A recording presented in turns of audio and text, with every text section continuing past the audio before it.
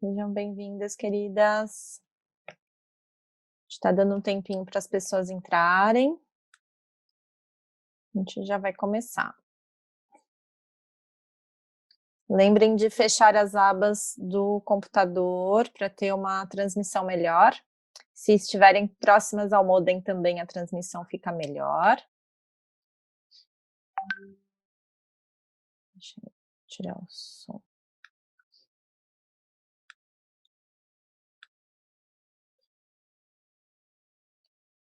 A gente tem um chat, então se vocês quiserem perguntar alguma coisa, em algum momento não quiserem perguntar pessoalmente, vocês também podem escrever, tá? Daí eu passo as perguntas para a Petrúcia, que já está aqui na sala com a gente. Já vai falar. Oi, Janaína. Oi, Fê. Tudo bom vocês aqui? Eba. Ó, gente, já pega caderninho aí para anotar, hein? Depois a P vai passar como que dá para comprar o livro, viu? Que inclusive eu também quero saber. Muito bem, ó, o pessoal já está com os caderninhos ali para fazer anotação. Legal. Já estamos no verão aqui em Florianópolis. Tá um calorão. Mais gente entrando. Se vocês quiserem perguntar também, gente, vocês podem colocar a mãozinha aí do lado. Tem aqui embaixo, pode ser esse reactions aqui, ó, reações aqui embaixo, uma carinha com mais. Se vocês clicarem ali, aparecem umas mãozinhas, vocês podem colocar na tela e eu vou ver. Ou então eu acho que tem uma mãozinha virtual aqui em algum lugar, que vocês também colocam e eu posso Dentro ver. do chat, desculpa, amiga, mas dentro do chat acho que tem um raise hand, ou levante a mão para poder falar também. Isso, dentro do chat. Então, se vocês quiserem perguntar falando e não escrevendo, se vocês quiserem conversar, tá? Ou vocês mandam a mãozinha virtual e eu vou chamando para poder falar, tá? É que engraçado, para mim não aparece a mãozinha. Acho que é porque eu sou o host, Não, né? quem é o host não tem a mãozinha. Ontem eu fiquei procurando também. Assim, a gente está aqui em algum lugar, mas eu não sei aonde. Muito bem. Bom. Fê, tá contigo quando você quiser começar, e aí conforme as pessoas forem chegando, eu vou entrando. Tá, legal. Você quem sabe.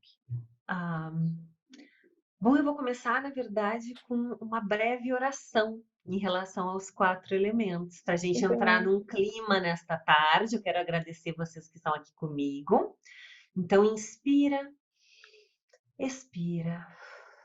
De novo, inspira. Expira e solta tensões e as preocupações digitais de tentar se acertar com a tecnologia. Inspira. Expira mais uma vez. Abençoado seja o precioso ar que nos dá a vida. Abençoado seja o precioso fogo que nos aquece. Abençoada seja a preciosa água que nos purifica. Abençoada seja a preciosa terra que nos mantém. Abençoado seja o precioso Espírito que habita em cada um de nós e em tudo ao nosso redor. Que assim seja. Que assim seja. Eu estudo magia praticamente desde pequena, eu acho, porque eu comecei com cartas, né? Eu comecei lendo cartas e oráculos e eu era um toco de gente. E aí, magia, cristais e esses interesses, e fui descobrir a magia como sistema, primeiro através do ocultismo. E o ocultismo já fala nos 4 elementos. E aí, mais adiante na minha vida, ali pelo ano 2000, 2001, que eu conheci o paganismo, dentro das vertentes pagãs, os elementos são muito saudados, são muito reverenciados, né? Invocados e celebrados, usados dentro das magias práticas e dentro da parte devocional. E aí eu comecei a me ligar mais nas relações dos elementos com as estações do ano, com posições no círculo, com as características de cada um, como princípios e não só como na astrologia, a gente também já os tem como princípio, eu já estudava astrologia, mas nessa ideia da composição do universo mesmo. E eu comecei a dar aula de magia em 2015 e não achava nenhum volume em português que tivesse muita coisa escrita sobre os 4 elementos. Geralmente eles apareciam apenas como um capítulo de um livro, né? E aí falava ar, fogo, água, terra, espírito, como um adendo mesmo. E falava da importância, mas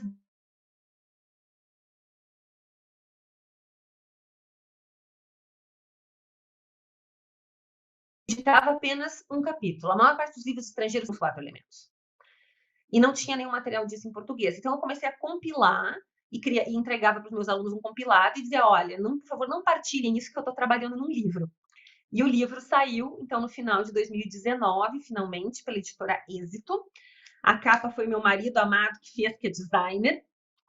E a gente pensou uma capa também diferente do normal que as pessoas têm quando vão pegar um livro de magia, que é um preto com, né, com alguma coisa sempre um pouco mais trevozinha ou muito oculta, com símbolos misteriosos. Não, eu queria uma coisa que fosse acessível, que as pessoas começassem a se relacionar, que desse uma sensação, e na verdade eu vi o símbolo, que é o símbolo da Terra, desse 4, com os 4, só que eu vi diferente, meio numa visão durante um trabalho energético que eu estava recebendo, eu vi a capa do livro. E aí acabou virando assim, com as 4 tigelinhas com os elementos dentro, mas fiquei muito feliz com o resultado do livro e muito contente que saiu no tempo que saiu, porque durante esses 5 anos que eu estava escrevendo, também eu fui adquirindo novos conhecimentos, novas abordagens, fui posta em contato com outras coisas. Então, os 4 elementos, e temos uma apresentação de PowerPoint, vou pedir para a Juliana nos colocar o nosso primeiro slide.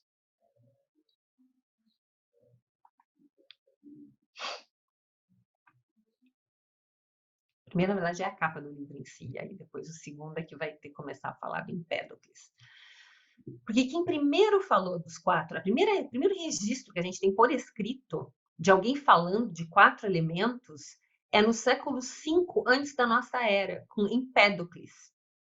Empédocles era daquelas figuras que a gente tem na história que escreviam sobre ciência em forma de poesia, que falavam de coisas espirituais junto com a parte científica, que foi muito, isso aparece muito nos alquimistas, que vem um pouco mais adiante, mas o Empédocles seria considerado um físico pelos padrões de hoje, mas ele era um mago, de certa forma, da maneira que ele apresentava e da forma que ele falava sobre o ambiente natural. E o Empédocles, ele vai falar ele então cita esses 4 princípios. Está aparecendo. Pode botar até no próximo, então. O segundo, isso. Então, Empédocles começou a falar desse tema no século V antes da nossa era. Os 4 são iguais em importância, isso ele já dizia. Né? Nenhum é mais importante que o outro, nenhum tem um peso maior, embora vocês vão ver que na nossa sociedade, fogo e ar parecem os mais valorizados, né? Em termos de características pessoais, parece que estão muito mais em alta demanda, fogo e ar, e quem é mais água e terra se sente um pouco deslocado, porque tem um funcionamento um pouco diferente, porque esses 4 não se manifestam só fora de nós, mas eles se manifestam também dentro de nós. E o universo resulta da interação desses 4. Existe, inclusive, uma linha do ocultismo que vai falar que os 2 principais elementos, os primeiros elementos, é fogo e água, que seriam um princípio elétrico e um magnético. E de um casamento, de um encontro de fogo e água, surge um terceiro elemento, que é o ar, que seria, então, eletromagnético. E de uma combinação de fogo, água e ar é que surge a Terra, o último dos elementos e o mais concreto dos 3. Então é interessante que, de um ponto de vista do surgimento do universo, a ordem seria fogo e água juntos, ar, terra. Mas como vocês vão observar, tudo que a gente fala em termos de magia, a ordem é ar, fogo, água e terra. O Empédocles já falava os elementos como pares de casais. Ele deu polaridade para eles e chamou até de masculino e feminino. Mas não vamos entender isso como uma questão de que os elementos femininos têm que ser de um jeito ou de outro. Não tem nada a ver com as questões de gênero que a gente discute hoje, ou com aquilo que se entendeu o que é feminino ou masculino. Mas sim que dois dos elementos são mais dinâmicos, tem uma força para fora, vamos dizer assim, mais yang, para quem conhece o tal da história do yin e do yang, né? Então são mais exteriorizados, são mais dinâmicos, tem muito movimento, e esses ele classificou masculinos, e são o fogo e o ar. E aí dois dos elementos que seriam mais lentos ou estáticos e com uma vibração bem mais devagar, e eles retêm, eles são mais densos, eles não têm esse movimento, eles são mais receptivos, água e terra. Então ele dividiu dessa forma. E também no tarô, em vários baralhos de tarô, a gente vai observar que aparece essa polaridade entre os elementos, não só os elementos aparecem nos baralhos de tarô corte. E há quem também diga, tem baralhos como o Tot do Aleister Crowley, que na verdade tem na corte o rei representa o fogo, a rainha representa a água, como esse casal original fogo e água. O príncipe, primeiro filho deles é o ar, e a princesa, o último a aparecer, né, na questão da corte, seria então correspondente também à terra. E isso é interessante de observar como o pessoal da magia cerimonial, que o Aleister Crowley fazia parte da Aurora Dourada, Golden Dawn, estava utilizando essa questão das polaridades dos elementos e essa questão dos elementos formando o nosso universo tal como o conhecemos. Eles existem na composição do nosso corpo e tem uma música que é muito cantada na Wicca, que é Earth my body, water my blood, air my breath and fire my spirit. A terra o meu corpo, a água o meu sangue, o ar o meu alento e o fogo o meu espírito. Então, além da ideia de que eles são blocos básicos da composição do mundo material, e eu acho que, assim como eu, vocês devem ter aprendido no colégio, talvez pela terceira ou quarta série, e fala-se nesses 4 elementos, e que o mundo é feito assim. Mas a gente faz uma relação deles com os estados da matéria, com o sólido com a terra, o líquido, a água, o gasoso, o ar, e o fogo com essa coisa meio plasma, né? Porque não chega a ser bem ar, também não tem uma fisicalidade ali. Então, tem uma relação deles com estados da matéria. E aí, a gente vai adiante na escola e começa a descobrir a tabela periódica dos elementos da química. E aí, já temos muito mais de 100 elementos, e aí os 4 já viraram mais de 100, e já tirou-se da questão deles serem blocos de princípios, mas eles teriam se tornado ali, na tabela periódica, a menor fração de um componente encontrado no universo, né? Acho que podemos ir para o próximo, Juliana.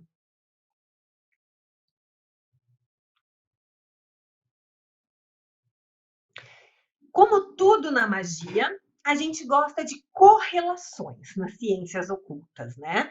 Então, quanto mais coisas eu puder relacionar, mais pontos de acesso eu tenho a uma energia primordial. Eles vão aparecer na magia, na astrologia, porque os signos pertencem a 4 elementos, eles têm uma quadruplicidade. Então, talvez vocês não saibam disso, talvez vocês saibam disso, que o signo de vocês tem um elemento próprio. E além disso, dentro de um mapa astrológico, a gente também vai olhar o peso dos elementos que aparecem. Então, se eu tenho muitos planetas pessoais num determinado elemento, esse elemento vai ser dominante na minha vida. E um elemento, talvez eu tenha falta total, ou tenha muito pouco de algum dos elementos, e eu também sempre interpreto isso quando interpreto o mapa. A primeira coisa que eu olho é essa distribuição dos elementos, que isso já me dá uma boa ideia de como que a pessoa funciona. Então, eles aparecem na astrologia, e são 3 signos para cada um dos elementos. Então, para o ar vai ser Gêmeos, Aquário e Libra. Para o fogo, Áries, Leão e Sagitário. A água é Câncer, Escorpião e Peixes. E a terra é Touro, Virgem e Capricórnio. Eles aparecem nos naipes do tarô, como eu já estava mencionando, que eu falei das cartas da corte, mas os naipes são relacionados aos elementos. E espada se relaciona a ar, vocês já vão ver por quê. O fogo está no paus, Copas, por reter líquido, né? Um cálice, obviamente, tem a ver com a água. E terra, então, é o ouros, ou as moedas, que tem a ver com a materialidade.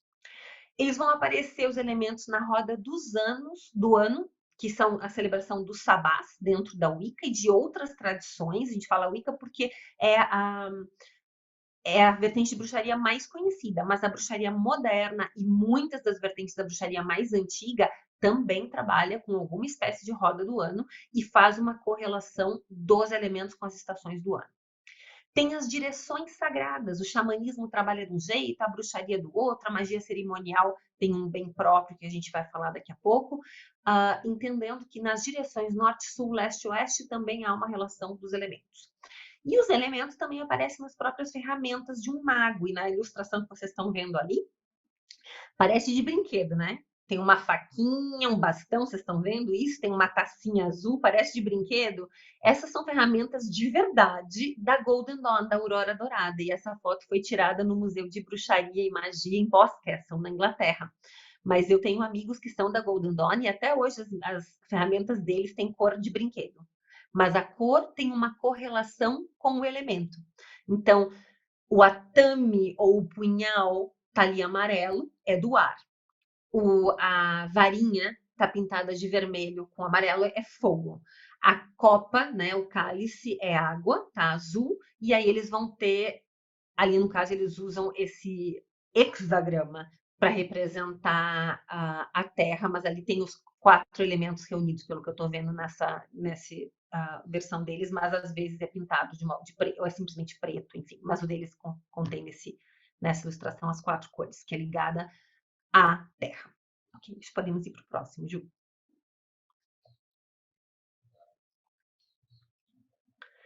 Ar, a gente tende a relacionar com o plano mental. E por que é isso? Como é que uma coisa que vai para o meu pulmão eu vou ter uma relação com a minha mente? A ideia é que o ar se relaciona ao sopro da vida. É isso mesmo, quando a gente chega nesse planeta, a gente inspira e abre o pulmão, né? E a gente tem o último suspiro quando a gente se despede dessa terra. Então, esse sopro da vida, esse constante infla e esvazia do pulmão é o que nos faz percebermos como mamíferos que estamos vivos, né? As plantas têm uma forma de respirar diferente, mas para nós estamos partindo a partir da nossa experiência de vida. Então, o sopro da vida tem uma relação com o espírito, porque o ar é invisível. E o ar também preenche todos os espaços entre o céu e a terra. Ele preenche tudo que aparentemente está vazio. Ele é uma força invisível que une o ser humano ao cosmos. Também é pelo ar que vocês estão me ouvindo. Porque o ar carrega o meu som até o meu microfone e do alto-falante de vocês é o ar que transporta a minha voz até os ouvidos de vocês ou pelo... Enfim, se for o fone de ouvido, daí já não vale tanto que é o ar. Mas a minha voz está indo pelo ar até o microfone. O ar transporta a palavra. O ar transporta também os aromas. Não é verdade? A gente não sente cheiro de comida, cheiro de perfume, um rastro de... Nossa, que cheiro é esse? Né? Então ele tem e ele não é visível.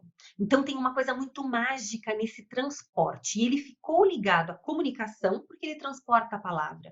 Ele ficou ligado ao transporte, ao movimento, a realmente meios de transporte e viagem, inclusive por conta dessa história de carregar a palavra, o aroma, de fazer esse transporte. E ele também faz uma comunicação dos deuses conosco. Essa é uma ideia que se tem também, de que os deuses se comunicavam através desse espaço vazio do céu com a terra, né? Então, a luz, o voo e a leveza e os aromas são relacionados com este elemento. Ele rege o conhecimento intelectual, porque se eu transporto a palavra, eu transporto também as ideias. E ele é um elemento muito rápido. As moléculas de ar são muito soltas. Elas flutuam. E se eu aquecer o ar, mais distantes elas ficam, né? Elas expande o balão que flutua no ar, porque tá o ar quente, expande de tal maneira que chega a levantar aquele balão. Então eu entendo que é uma molécula que eu não consigo apreender. Ela é toda dispersa e muito rapidinho. O ar é muito rápido, as moléculas. Então, tudo que é rapidinho. E aí a ideia da cabeça, porque a cabeça também vai de um pensamento para outro pensamento, para outro pensamento, para outro pensamento. Portanto, toda essa atividade mental tem uma relação com esse elemento.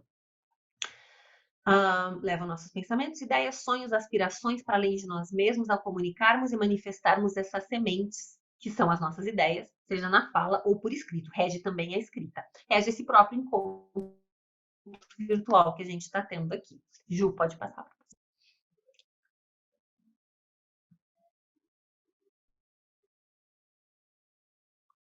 As bênçãos desse elemento vão trazer a possibilidade de a gente aprender. E o ar, por falar de movimento, fala também de um sopro de novidade. Toda vez que eu quero começar alguma coisa, é com este elemento que eu vou ter uma, né? Toda vez que eu quero um ato, ele anuncia um período propício para começar coisas. E para nós, no hemisfério sul, o ar tem uma relação, por ser dos começos e do frescor, ele tem uma relação com a primavera. E a nossa primavera começa mesmo no signo de ar, que é Libra. Né? Então traz novas ideias, novas coisas que vão brotar na nossa cabeça e vão florescer depois nas nossas vidas. O ar traz esclarecimento e nitidez para situações. Nem sempre a gente gosta do que a gente descobre, né? Quando a gente pesquisa alguma coisa ou quer uma resposta, nem sempre eu estou feliz com aquilo que eu descobri a respeito do assunto.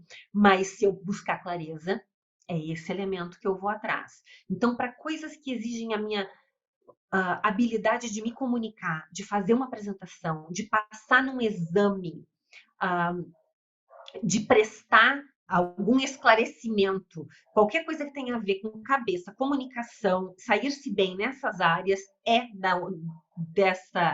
desse plano do ar. E também, então, o uso da razão para buscar um novo começo. Ele é frio na maneira de raciocinar. Ele tem a ver com raciocínio. Não tem nada a ver com impulso, emoção, isso é outro elemento.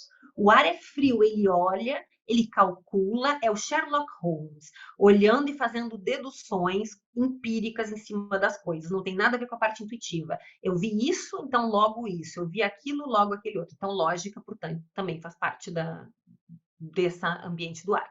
Em termos mágicos, a gente usa quando faz invocações, quando eu faço encantamentos, que é encantar, vem de encantare, que é cantar alguma coisa mesmo, falar em voz alta.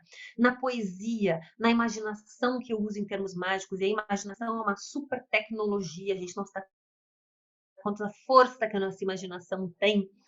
E quando eu faço uma devoção em voz alta, quando eu chamo por uma divindade, quando eu chamo por uma força, isso, em termos mágicos, é um uso do ar. E a respiração a gente pode usar como uma tecnologia também. Porque se eu estou a respiração é uma das primeiras coisas, a respiração e a pulsação que se alteram quando a gente tem uma alteração emocional. Então, aumenta o batimento cardíaco e eu começo a respirar mais rápido e menos profundo se eu estou nervosa ou angustiada. Então, mexer com a respiração automaticamente nos estabiliza em termos emocionais. E eu posso usar isso de forma consciente. Assim como eu posso usar, junto com a minha imaginação, respirações rítmicas que me fazem me estabelecer, me centrar, me aterrar e colocar num ar, imaginar ao meu redor, ou como uma nuvem, que eu estou inspirando algo que eu desejo para minha vida. E eu posso inspirar esse ar com essa tonalidade daquilo que eu quero. Então, eu coloco na minha imaginação o que é que eu quero. Eu estou precisando de foco, estou precisando de disciplina, eu preciso de sucesso neste exame. E para fazer isso, eu preciso de disciplina e atenção nos meus estudos. Então, eu vou imaginar isso e vou começar a fazer respirações rítmicas várias vezes por dia, inspirando isso que eu desejo. E aí, assim eu absorvo isso dentro do meu sistema. Então, essa é uma forma mágica da gente usar o ar dentro da respiração. Além de que se eu sopro, eu mando uma coisa embora, eu puxo uma coisa para mim. E a gente usa muito magicamente. Quem trabalha com reiki sabe muito bem, porque usa muito a sugada e soprar. Tem gente que trabalha com energias, com terapias energéticas e usa essas formas também para ajudar a conduzir a energia. E também uma outra coisa do ar que a gente pode prestar atenção é como é que eu conto e reconto a minha própria história. a maneira que eu escolho contar os acontecimentos da minha vida tem poder. E eu tenho que ser dona da minha narrativa. Se eu estou sempre me colocando de uma forma muito vitimizada da maneira que eu conto a minha história, ou se eu estou ressignificando aquilo que eu passei e vou transformando a maneira que eu falo sobre a minha experiência, e essa maneira de contar muda a maneira que eu vivo a minha vida hoje, porque eu estou dando um outro significado para aquilo difícil que eu passei. Podemos trocar de elemento, vamos para o fogo. Fogo, então, é um saber da transformação. Em várias cosmologias, que são as histórias religiosas das diferentes culturas, a gente vê que o fogo está muito ligado tanto ao fogo da criação quanto o fogo da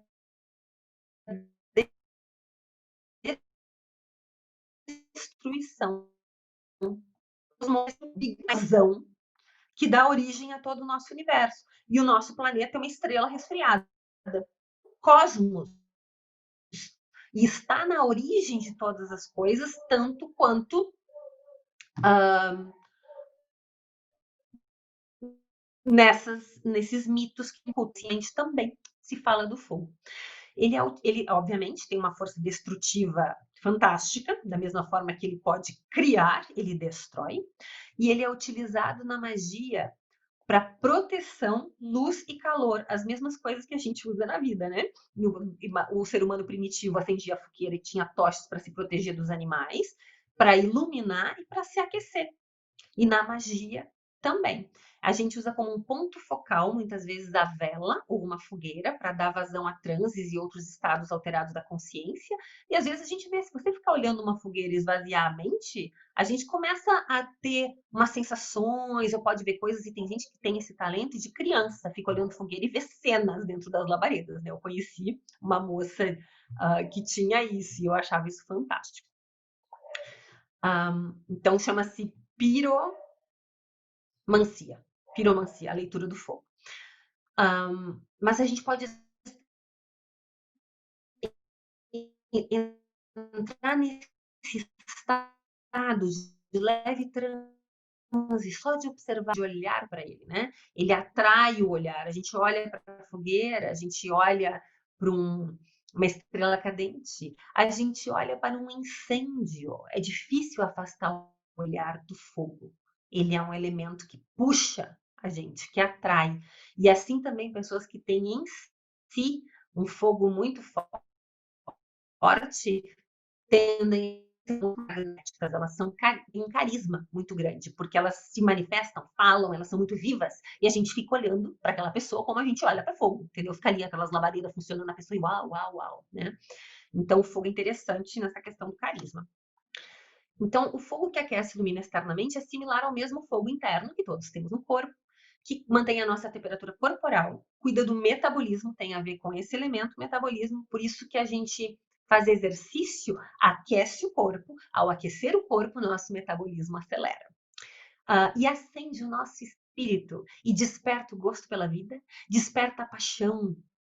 O fogo tem a ver com tudo que borbulha, com tudo que arde na gente. Então, quando eu amo algo, quando eu odeio algo, tudo isso tem a ver, esse sentimento muito forte, tem a ver com fogo. E as pessoas que têm muito fogo tendem a falar das coisas de maneira muito apaixonada. Ele precisa ser controlado para ser útil. Se ele estiver em lugar inadequado ou fora de controle, ele destrói. Isso, inclusive, no comportamento, porque, obviamente, um fogo descontrolado, ele é agressivo. São pessoas que podem ficar muito agressivas, violentas, irritadas. E se eu vou com todo esse fogo para cima, eu posso causar um dano na minha amizade, na minha relação, enfim. Então é um fogo fora de controle. Tem a parte boa e tem a parte do excesso, né? E assim como um fogo de fato físico, né? Que fora do controle pode ser totalmente destrutivo. Por isso que a gente tem que cuidar tanto. É um elemento muito perigoso. E não é porque você está fazendo uma coisa mágica que você está como é que a gente diz? Que você está blindado contra qualquer ocorrência, né, desagradável em relação ao fogo. Não é que você acendeu uma vela mágica que a tua casa não vai pegar fogo se alguma coisa acontecer aquela vela cair. Então tem que ter muito cuidado toda vez que trabalha com esse elemento e colocar, se vai ter que queimar uma vela até o final, de colocar num lugar muito bem protegido, piso de banheiro, de box, dentro de um tanque de área de serviço, entendeu? Porque não tem que ter certeza que não vai cair se tiver um terremoto e essa vela cair, ou alguma coisa estiver próxima cair em cima dessa vela, vai pegar fogo? A resposta tem que ser não. Aí você pode deixar uma vela acesa. Essa é a minha opinião, porque eu já vi casos bem graves do fogo sair de controle. Tem uma história bem trágica do ano passado, que uma mulher que é Moon Mother, que nem eu, também iniciada pela Miranda Gray, numa cerimônia pegou fogo a saia dela e ela morreu queimada. Isso eu não estou inventando, isso é uma história real, foi uma tragédia que aconteceu, então não dá para achar que eu estou aqui fazendo uma coisa linda e sagrada e é cheio de vela em volta acesa e passo com a minha saia e por acaso eu estou super protegida. É um elemento perigoso. Então vamos para o próximo, Ju. A gente vai buscar a força do fogo magicamente quando eu preciso de uma energia extra para tocar um projeto, porque ele tem a ver com motivação, tem a ver com coragem, tem a ver com ímpeto, para ajudar a gente a brilhar e alcançar sucesso em apresentações públicas. Como eu falei, ele é magnético, ele encanta, ele tem carisma, para buscar a fundo a sua motivação para alimentar ou despertar a paixão por si mesmo, por um projeto ou um amante, porque às vezes a gente está apático com a vida. Então, quando eu estou sentindo apatia, esse é o elemento que eu tenho que recorrer.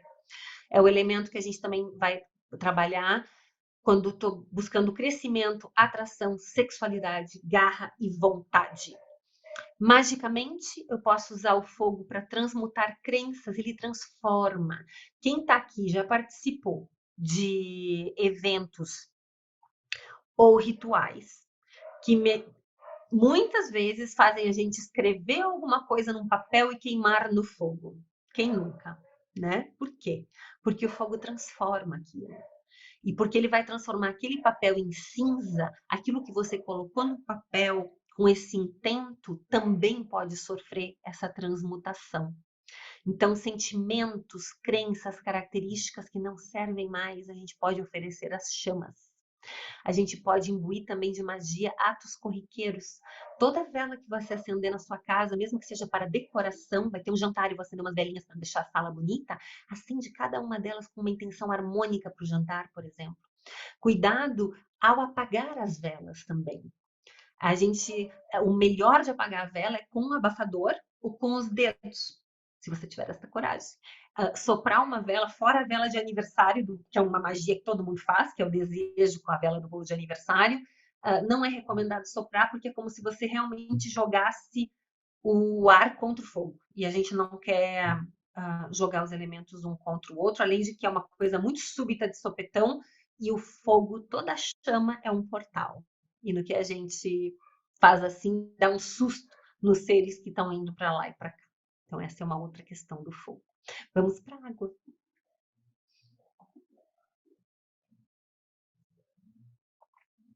A água é o elemento da sensibilidade.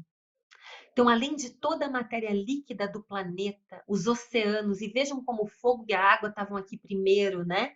Então, as estrelas que foram esfriando depois do Big Bang, depois formaram-se águas na superfície terrestre, e aí o raio que bateu nessa água deu origem à vida. Não tem tudo isso que a gente estuda em ciências? Dá para entender pelos elementos, por essa combinação dos elementos dando origem a tudo que há no nosso universo conhecido. Então, o oceano é uma água primordial. Foi lá que aconteceu a sopa química que deu origem à vida. Então, o grande útero da Terra, muita gente entende dessa forma, é o oceano. Dentro de nós, mulheres, a gente também tem um útero que também tem águas, que são as emoções que fluem, o sangue que se derrama todos os meses. A água tem marés. Ela responde ao magnetismo da Lua. e as mulheres também. Por isso, uma relação muito forte do feminino com a água. Lembra da rainha do tarô, que eu falei, e o rei é o fogo. Então, a polaridade masculina tende a ser, obviamente, mais ligada ao fogo. Claro que as pessoas têm todos os elementos em si, e pode ter um homem pode ter uma sensibilidade super aflorada. Estou falando em termos da natureza do que o da maneira, da polaridade que a gente é constituído, inclusive biologicamente. Porque o corpo da mulher responde à lua da mesma forma que a água responde à lua. E a gente tem marés da mesma forma que a água tem maré. Então, representa a fonte da vida, mas também é a nossa condução para a morte, para o submundo e para o inconsciente. Quem teve qualquer contato com psicologia sempre sabe que sonhar com o mar tem uma relação com o inconsciente e com a mãe, porque o mar é a grande mãe. E o submundo também tem uma ideia muito antiga e muito ancestral de que o mar nos leva aos mundos internos, aos mundos sutis. E também é um plano de baixo da Terra, que não é para ser inferno, é outro conceito, é um conceito daquilo que para onde iam os mortos para os gregos, né? Que eles chamavam esse mundo de Hades. E a morte, a água é o que faz essa passagem. A morte, o morrer, o despedir-se, as coisas que vão ter indo para o seu final tem uma relação com este elemento. As lições dela são de fluidez, reflexão, capacidade de contornar os obstáculos, porque é isso que a água faz, né? E ela vai gastando as pedras, né? E ela faz o Grand Canyon, por exemplo. Aquilo ali é feito de água. E quem mora no sul do Brasil sabe dos... como é que é o nome daquele canyon? Tem um Malacara, tem um outro nome. Estou esquecendo o nome. Mas, enfim, os canyons são feitos por rios que correram. E que às vezes ainda estão lá embaixo do canyon, correndo, né? Então, a água, com a sua calma e a sua constância, vão desgastando rocha. Ela vai desgastando rocha, né? Ela não bate. E a pedra está aqui no rio, ela dá a volta. Ela não briga com a pedra. Então, essa é uma característica muito legal. E quando eu preciso disso na vida, é isso que eu vou buscar. Eu vou buscar a sabedoria da água. Ela também propicia um exame profundo na consciência, das circunstâncias, ao mesmo tempo em que conecta a gente com uma sabedoria interior mais tranquila e paciente para reger as ações externas.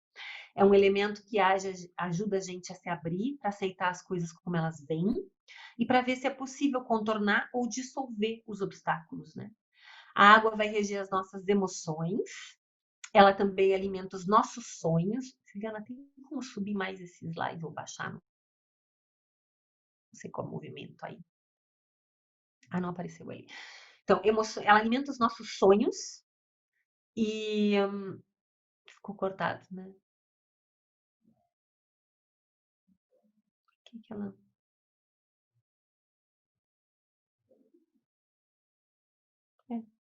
Ela tem a ver com sonhos, ela tem a ver com oráculos, ela tem a ver com essa atitude muito delicada de perceber, e tem a ver com memória familiar, memória de ancestralidade, porque o rio vai carregando as coisas, assim como o nosso sangue, que é a água, também vai carregando os elementos, né? Vai carregando o oxigênio, vai carregando a hemoglobina, vai carregando as coisas, os nutrientes que a gente precisa para poder se manter.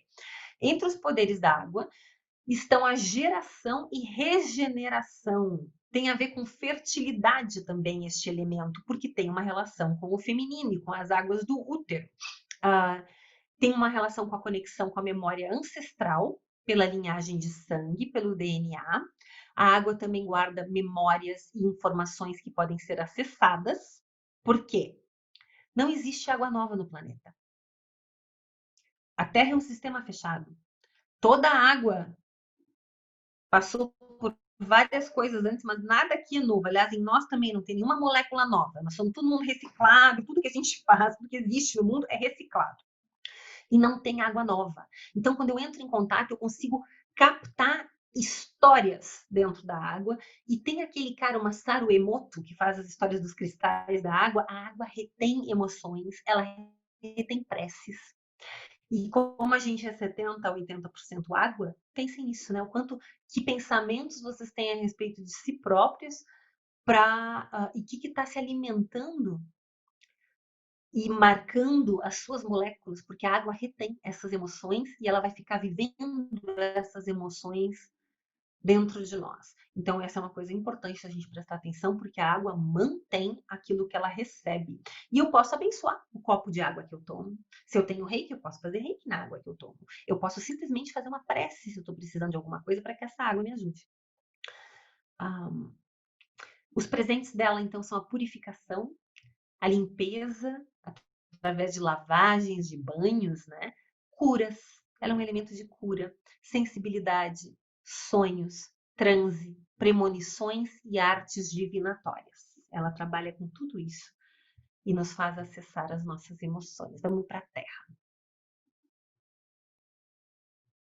Olha só, tem mais coisa ali. Parei só um pouquinho. Estude símbolos, use esses símbolos para entender os seus sonhos. Essa é uma outra dica do mundo da água. Usar as lâminas do tarô como se eles fossem portais, como se fosse uma janelinha e você vai entrar naquela cena. É uma outra forma de entrar em contato com as cartas do tarô. E ao entrar no mar, conecte-se com a energia materna de toda a vida planetária. Né? Juliana, que está em Floripa, aproveite, entre com respeito e sinta-se acolhido pelo ventre de Gaia. Agora sim, vamos para a Terra. A Terra é tudo que tem materialidade, tudo que é tangível, tudo que eu posso tocar e sentir. Ela é o chão, mas ela também é as árvores, as rochas, é o nosso próprio corpo físico, é o mundo material. Esse é o princípio, a ideia daquilo tudo que ficou concreto e tangível. Engloba todas as atividades produtivas, também a fertilidade, o crescimento, porque a gente fala de lavoura, né? A gente fala das plantas crescendo e daquilo que vai ser colhido. Isso é tudo dessa plano da Terra. Regeneração também.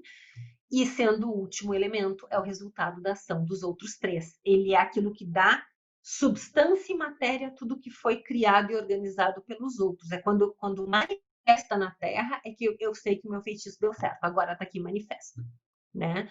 Tô aqui com o diploma na mão, tô aqui com o apartamento que eu queria comprar, eu tô aqui com uma carteira assinada no novo emprego. Essa é a materialidade. O ensinamento da Terra, a Terra tem a ver com silêncio, com escuridão. Ela é o solo mesmo, né? E no escuro, para a gente achar que tudo tem que ser luz, é no escuro que a semente se desfaz e nasce o germen que vai ser a planta. Ali é que está todo o potencial nutritivo da vida. Também é dentro do ovo que se forma o pintinho. A gente tem que pensar que é o escuro que forma tudo. É uma gestação. Ela rege o mistério, a sabedoria, o repouso, a morte em si, a solidez e a paciência. Então, o processo da Terra é todo lento. Se eu vou fazer um brilhante de uma pedra de diamante, aquilo ali tem uma precisão e uma paciência. Nós podemos ir para o próximo.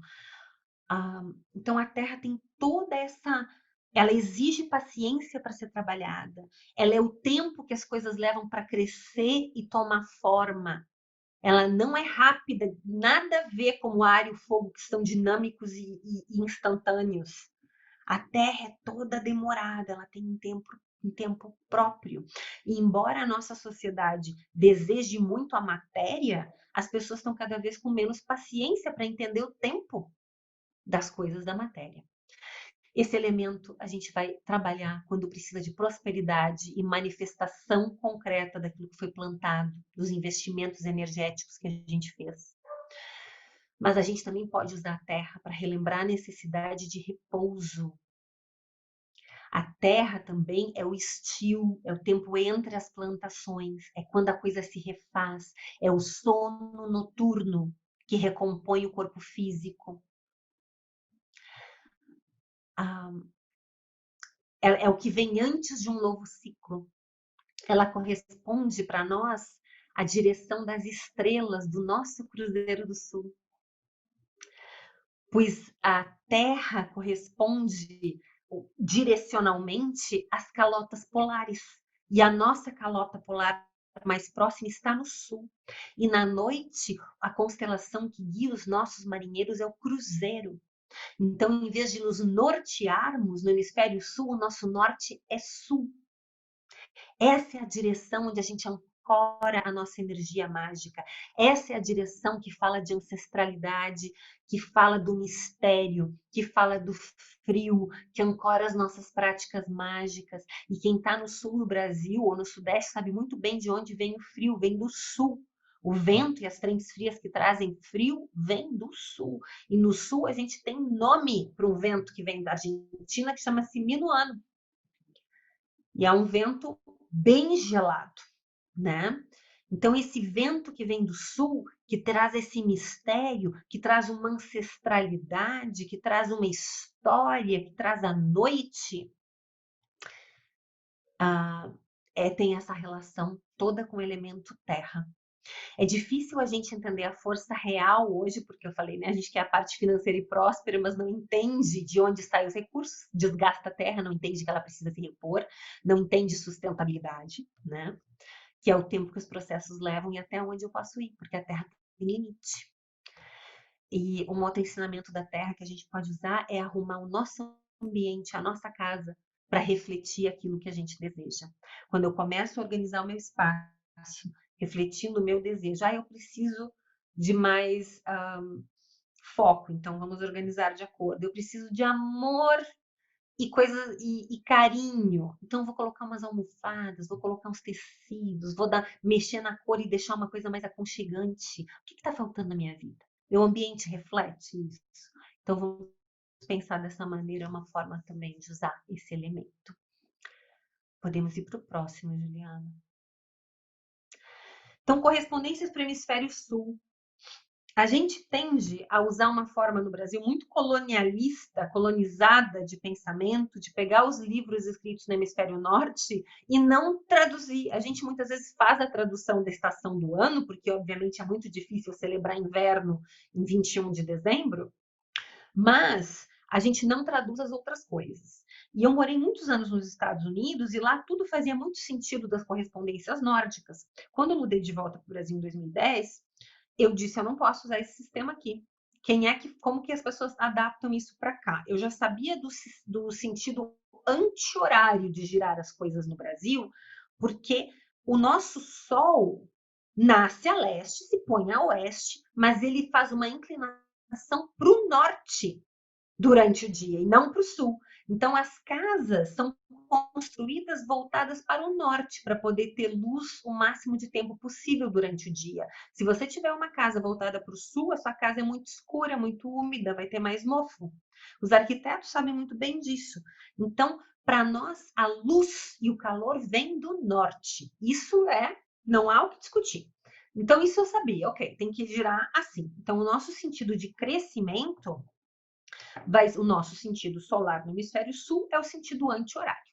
Então, para crescer qualquer coisa, eu vou fazer no sentido anti-horário.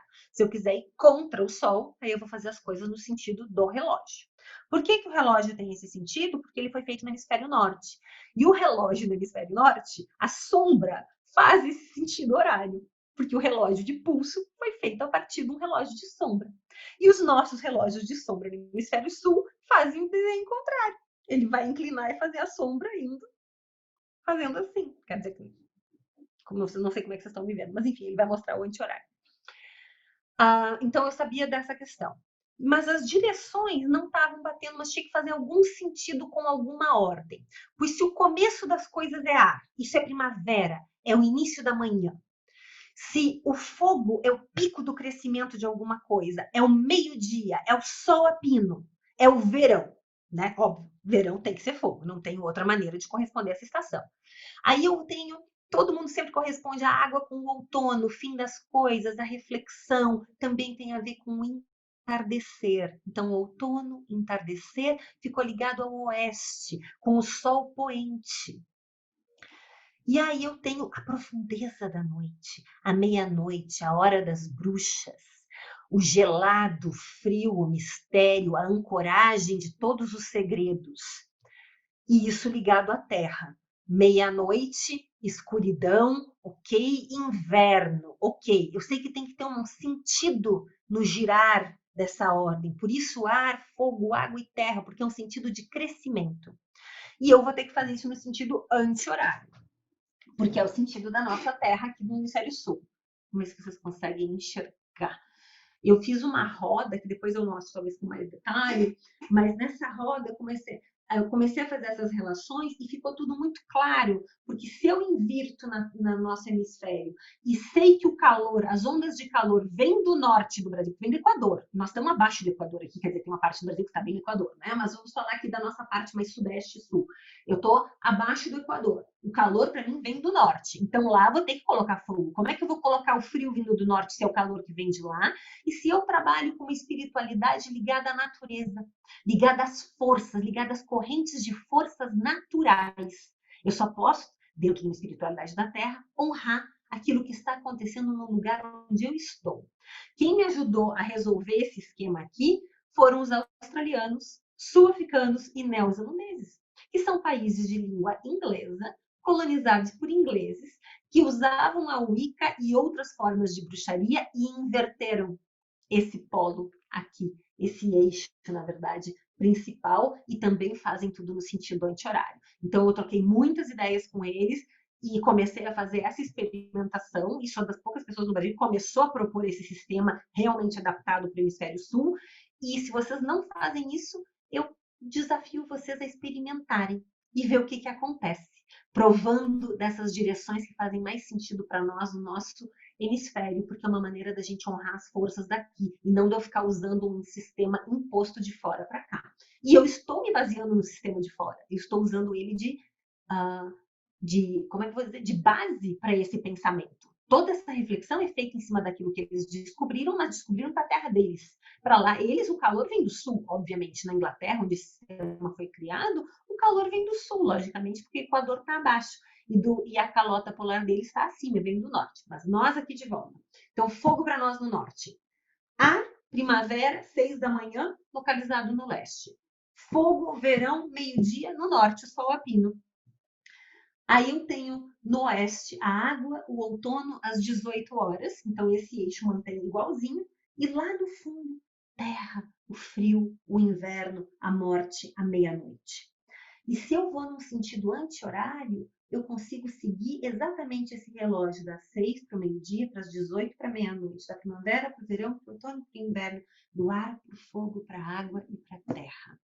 Então, magicamente, no nosso hemisfério, a gente gira anti-horário. Esse é o sentido da força, esse é o sentido do crescimento para nós. Se eu estou interessada em entrar em contato com as correntes que estão aqui, no lugar onde eu estou vivendo.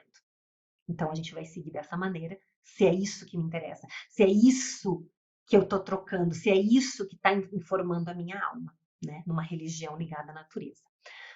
Ju, pode passar para o próximo? Acho que a gente está chegando quase no final. Então, tem uma relação também entre os estados da alma e as energias primordiais dos 4 elementos, com os atributos e características. O trabalho mágico tem que ser num sentido de equilibrar esses saberes, estes elementos em nós. Então, é importante um mapeamento de si, e todo mundo que começa a estudar magia, os bons livros de magia, assim, essa parte está no livro, os bons livros de magia vão começar falando da importância do autoconhecimento. E bons professores e boas escolas de mistério vão sempre falar da importância do autoconhecimento. E eu preciso saber o que está desequilibrado em mim e onde é que eu tenho que compensar, o que eu tenho em excesso. E para isso, às vezes o exame tem que ser minucioso e é um pouco doloroso mesmo olhar para a gente, né? Às vezes não é gostoso olhar para si e encontrar todas as suas sombras, mas especialmente quem trabalha com magia, é fundamental. E as escolas, já o Empédocles dizia isso, ele dizia que é mais inteligente a pessoa que tem os 4 elementos equilibrados em si. Então, quando eu consigo, para poder entrar em estado de consciência, onde eu altero realidades, ou para que eu possa transformar a minha vida e melhorar as minhas relações, eu primeiro tenho que ter coragem de proceder com uma análise minuciosa de mim mesma, né? E essa investigação vai mostrar as minhas dificuldades, as minhas deficiências, vamos dizer assim, onde é que eu estou queimando cartuchos excessivamente. Juliana, pode subir um pouco mais? Eu não sei o que está escrito aí abaixo.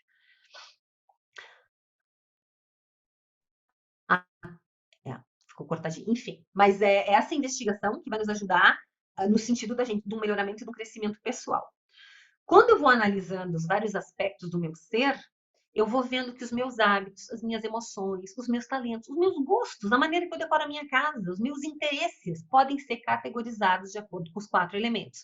E no livro, então, eu apresento primeiro uma parte poética e contatos mágicos com os elementos. Daí eu falo dessas correspondências com as 4 direções, com os sabás, que são ligados aos elementos, com uma pirâmide dos bruxos, que rege também o trabalho mágico, que também tem relação com os elementos, os naipes do tarô, as ferramentas mágicas, os seres elementais que estão dentro de nós, né? Que são ondinas, gnomos, sílfides e salamandras. E aí tem uma parte que eu entro com essa análise dos 4 humores, que era uma maneira antiga também de dividir as personalidades e tem relação com os elementos. E aí também a astrologia, que tem essa questão dos elementos muito forte e definindo muito como que a pessoa, como é que cada um, qual é a fiação, né, de cada um, como que há essa, como que eu vou dizer, aquilo que nos faz, aquilo que nos move, né? Tem sempre um elemento mais forte em nós que é o que nos move.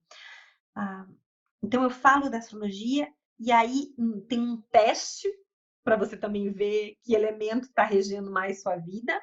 E aí tem esse trabalho do mapeamento do eu e uma forma de equilibrar essa contabilidade, sugestões de como conseguir trabalhar e equilibrar o que está faltando e o que está em excesso. Muitos dos filósofos e alquimistas defendem que os elementos se manifestam no ser humano como 4 naturezas ou personalidades distintas, e cada um tem uma preponderância, né? Aí está o Empédocles, que dizia que quem tivesse os 4 equilibrados era mais inteligente, tinha uma percepção melhor de mundo.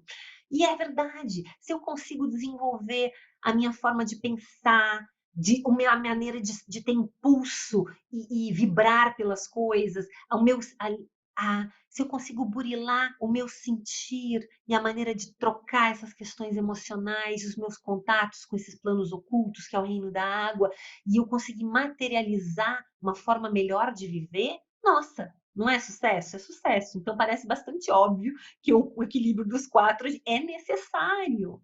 Tem muita gente, tem um monte de gente que vocês conhecem com certeza, ou vocês têm isso, pessoas com ideias geniais, super artísticas e não conseguem produzir a sua arte. Fica tudo nesse plano da ideia e não consegue materializar.